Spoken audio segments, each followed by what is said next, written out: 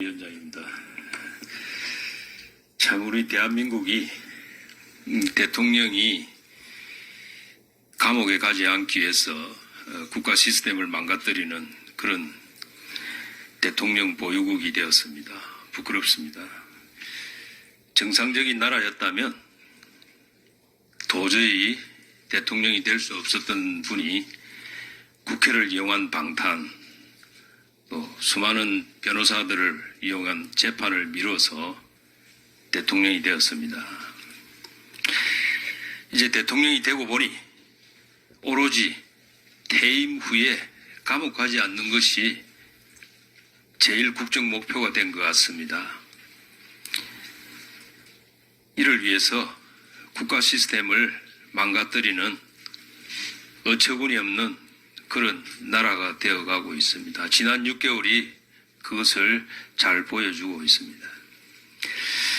그러나 한편 우리 당에 대한 국민들의 비판도 만만하지 않습니다.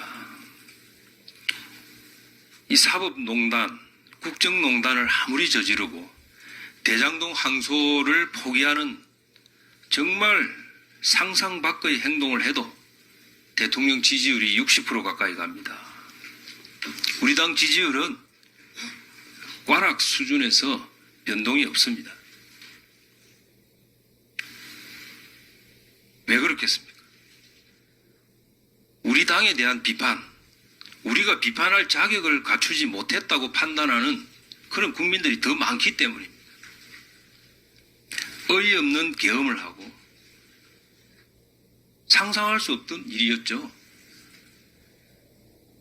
그 계엄이 이재명 대통령을 만들어준 것입니다. 그런데 그런 비상계엄에 대해서 잘못했다는 인식을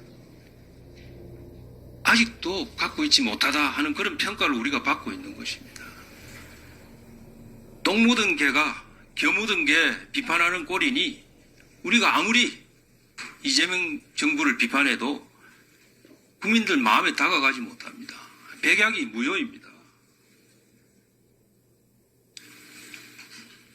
사실상 민주당과 이재명 정부는 우리가 계엄을 사과하고 윤 대통령과 절연하는 것을 제일 싫어할 것입니다. 왜?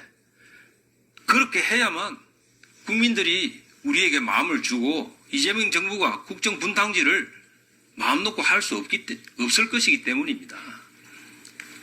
저는 오늘 우리 이재명 정부 6개월 국정평가 비판을 하면서 다시 한번 우리 자신들이 더 비판할 자격을 갖추자 하는 말씀을 드리고 싶습니다.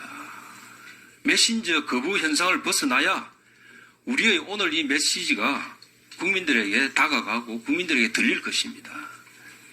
그래야 오늘 이 이재명 정부 6개월 비판이라는 메시지도 국민에게 더 다가갈 것입니다. 우리가 2021년에 민주당과 더 가까운 윤석열 당시 후보를 정권 교체란 그 목표 하나를 위해서 또 중도층 국민들에게 더 다가가기 위해서 우리가 정말 배신자 소리까지 들어가면서 영입했습니다. 그때 그 와신 상담의 자세로 다시 한번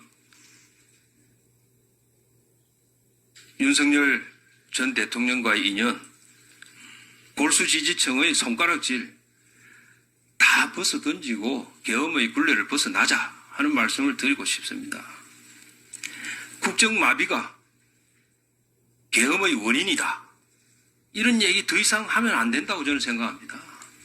이런 논리로 계엄이 정당화될 수 없습니다. 아무리 그래도 계엄은 선택할 수 있는 대안이 아니었습니다. 계엄을 벗어던지고 그 어이없는 판단의 부끄러움을 국민에게 사과해야 합니다. 그래야 우리 당이 살고 우리 당이 살아야 대한민국이 사는 것입니다. 지지율도 오를 것입니다. 우리를 국회의원을 만들어준 그 지지 세력, 또 한편으로는 당대표를 만들어준 그런 분들에 대한 섭섭함은 지방선거 이겨서 보답하면 됩니다. 몇 달간 배신자 소리 들어도 됩니다. 지방선거 이겨서 대한민국 살려야 할 거 아닙니까? 내란 프레임 지긋지긋하지도 않습니까? 우리가 이 계엄조차 벗어 던지고 있지 못하기 때문에 내란 딱지로 1년을 우려먹고 있습니다. 그렇게 지금 이 상태로 가면 지방선거 지으면 내란 딱지는 5년 내내 갑니다. 우리가 윤석열 후보를 당시에 내로남불 문재인 정권 연장을 막기 위해서 외부에서 스카우트해 온 사람입니다. 우리하고 당시에 큰 연결고리도 없었습니다. 우리 당과 계엄을 사전에 논의한 적도 없습니다. 논의할 생각조차 안 한 사람이었습니다.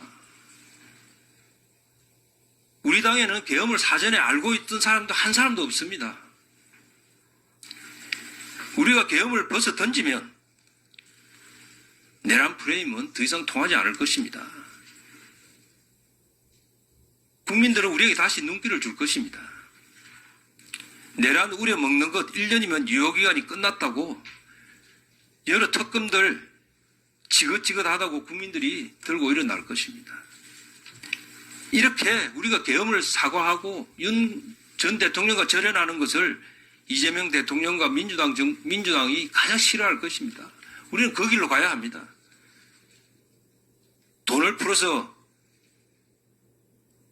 고환율을 만들고 계엄 탓하지 말라고 서학계엄이 탓하지 말라고 국민연금 동원해서 주가 받칠 생각하지 말라고 세금으로 부동산 잡을 생각하지 말라. 그렇게 국민들이 들고 일어날 것입니다. 저는 이것이 저 무례한 이재명에게 통쾌하게 복수하는 것이라고 생각합니다. 그리고 국정 시스템 마비를 막고 대한민국이 계속해서 성장하고 나아갈 수 있는 길이라고 생각합니다. 이상입니다.